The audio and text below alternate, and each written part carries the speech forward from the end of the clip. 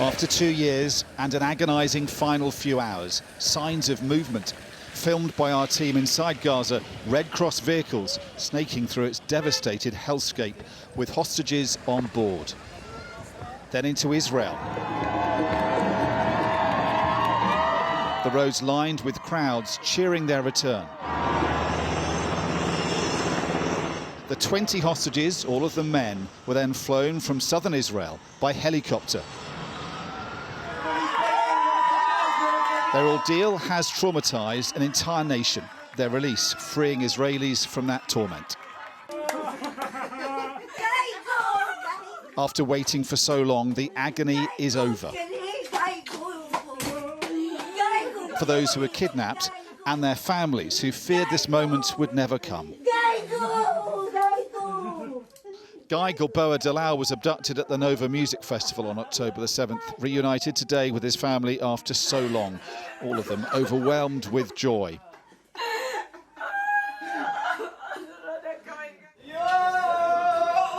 And then with his childhood friend who was kidnapped with him that day. Eviatar David and he were abducted, held together, but then separated by their captors. They are reunited now.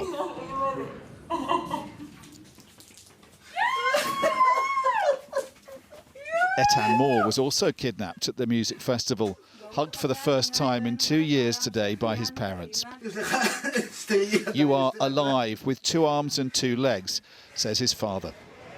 The day has felt like several compressed into one, because as the hostages were being freed, the man responsible for their release was coming into land. Other presidents might have waited to see how their diplomacy would work out.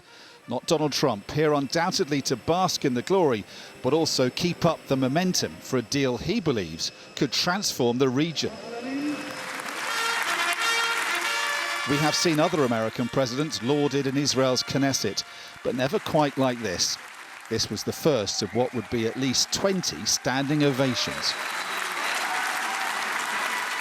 Donald Trump is the greatest friend that the state of Israel has ever had in the White House.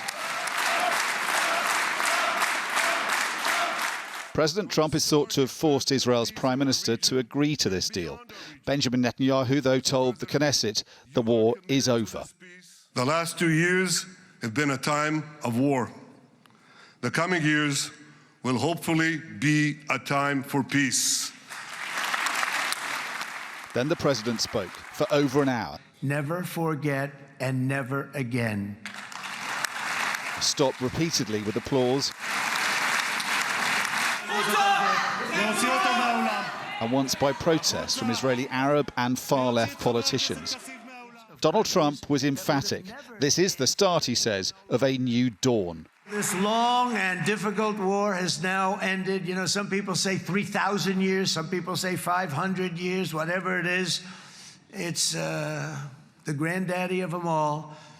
And in an unprecedented achievement, virtually the entire region has endorsed the plan that Gaza will be immediately demilitarized, that Hamas will be disarmed, and Israel's security will no longer be threatened in any way, shape, or form.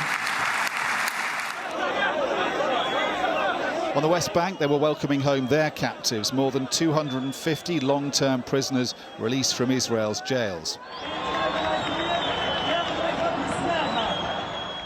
Another 1,700 who'd been detained in Gaza during this war allowed home too. There was enormous relief among the free prisoners our team in Gaza spoke to. It feels like I've been born again, like we've come back to life after going through hell. Prison was hell. I swear it's as if God has given me a new life. For those 19 months we were locked away, I wasn't truly living. It's a place where your dignity gets erased. We're so happy. I'm over the moon to be seeing my family and all of you. We were treated really badly in prison, but we are all well. Thank God, and we're all happy to see you. There are no state-of-the-art hospitals to receive the Gazans, and their homes have been destroyed. The full scale of the destruction in Gaza is becoming clearer, as is the urgent need for aid to flood in to help them. It has been an extraordinary day, like few others in the Middle East, of enormous emotion and high drama. But this, in a sense, is the easy bit if the diplomacy led by Donald Trump is to fulfil the promise of his rhetoric today. There needs to be immediate progress towards putting a security force into Gaza and an interim government as soon as possible. There was little apparent sense of urgency in Sharm el-Sheikh, where much of the time was used up filming each leader meeting the US president one by one. Then the leaders signed a document whose content still isn't known. Donald Trump, though, insisting the day would benefit people across the region. With the historic agreement we've just signed, those prayers of millions have finally been answered. Only the first phase of Trump's deal has been implemented, a 3-day ceasefire and exchange of captives. And yet the US president is already hailing a new era of peace in the Middle East.